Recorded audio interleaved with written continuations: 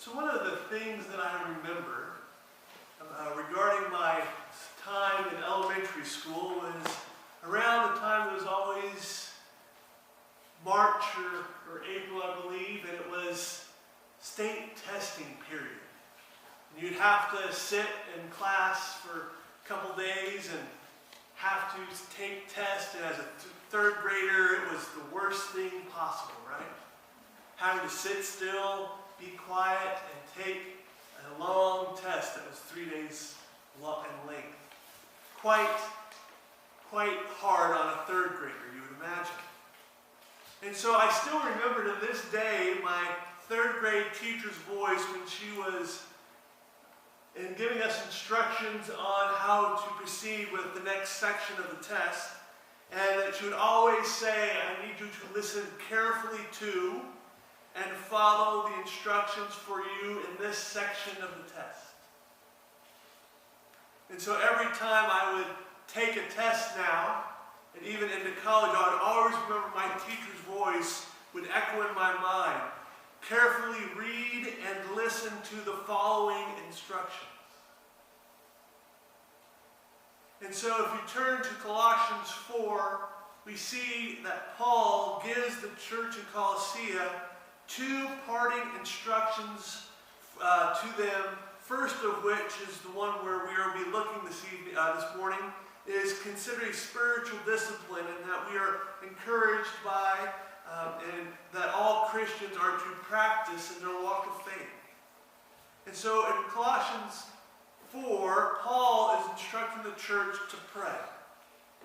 And prayer is a spiritual discipline in which we all must be committed to practicing in our walk. Prayer is something which must be practiced in order to have it instilled within each of our faiths. Prayer is important. And this is why Paul includes it as part of his final instructions to the church. And even now as I say that to you, I'm hearing my teacher's voice in my head saying, carefully read and follow the instructions. So if you'll join with me in reading Colossians 4, 2 through 4. Devote yourselves to prayer, being watchful and thankful, and to pray for us too, that God may open a door for our message, so that we may proclaim the mystery of Christ, for which I am in chains. Pray that I may proclaim it clearly as I should. May the Lord bless the reading of his holy word. Now, I know what you are thinking. Everyone prays, or should at least be praying at some point. And so I'm going to throw some numbers at you this morning that are going to help us understand why we are instructed to pray. Why Paul said, devote yourselves to prayer, and help to answer the question of, well, everyone prays, right? Well, according to the Pew Research Center, who conducted a research study in 2014 regarding how often people pray, they found that 55% of people surveyed at the time say they pray on a daily basis. Now, I also know you're saying that, well, that sounds pretty good. 55%. Not bad. But then you compare it to that 79% of those who were surveyed by the same research study said that prayer is important. You're also saying, well, that's still pretty good numbers there, Nathan. Can't really say that prayer is not important.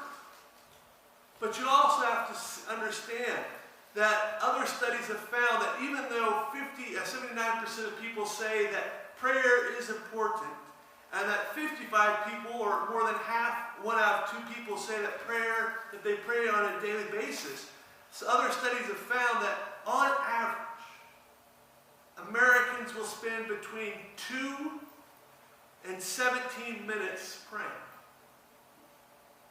2 and 17 minutes.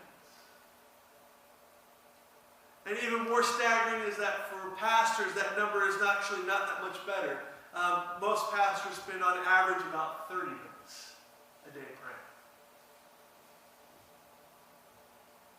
And when you you think about that, when you think that out of a 24-hour day, that we are devoting at minimum 2 minutes communing with God in prayer. Out of 24 hours, at minimum 2 minutes. Now, I'm not going to start telling you that you need to start to pray longer because you already know that prayer is important and daily practice of it is important because it is a spiritual discipline. And in fact, we all struggle at one point or time in prayer. So I'm not going to tell you that you need to pray more or pray long, or to pray longer. Rather, I'm going to do what Paul is instructing us. Paul is encouraging the church in Colossae to be devoted to prayer. And for them to recognize that this is something that we all must do, that we shouldn't be just putting it off or ignoring it. And I think Billy Sunday put it the best possible way when he said of prayer that if you are a stranger to prayer, you are a stranger to the greatest source of power known to human beings.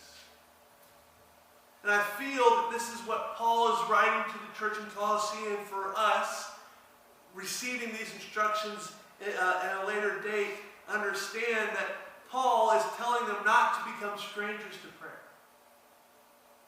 To not neglect such a wonderful gift that has been gifted to us and made available for us. And so Paul instructs the church in verse 2 that they are to be devoted. Devote yourselves to prayer, being watchful and thankful.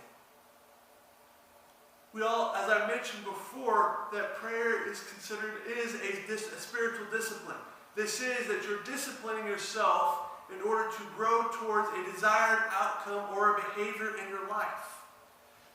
And in short, our approach to prayer should not be any different than this. And this is why Paul is urging his readers to devote yourselves to prayer. And the key distinction which we have to understand about what it means to be devoted is that being devoted requires a person to give a large part of their time, their resources, and energies toward a particular thing. And again, Paul is asking readers and instructing them to be devoted in prayer, to not neglect this great tool that we have been given. Just as Billy Sunday said that you have access to the greatest power known to man, so don't be a stranger to it. And when you look at what Americans say about prayer as being important, and you only see that only half are actively participating in it on a daily basis, and even then we're only spending at minimum 2 minutes or as little time as we can, or we feel that we have open for us to pray, we really are not devoting ourselves to prayer. I mean, after all, when we devote ourselves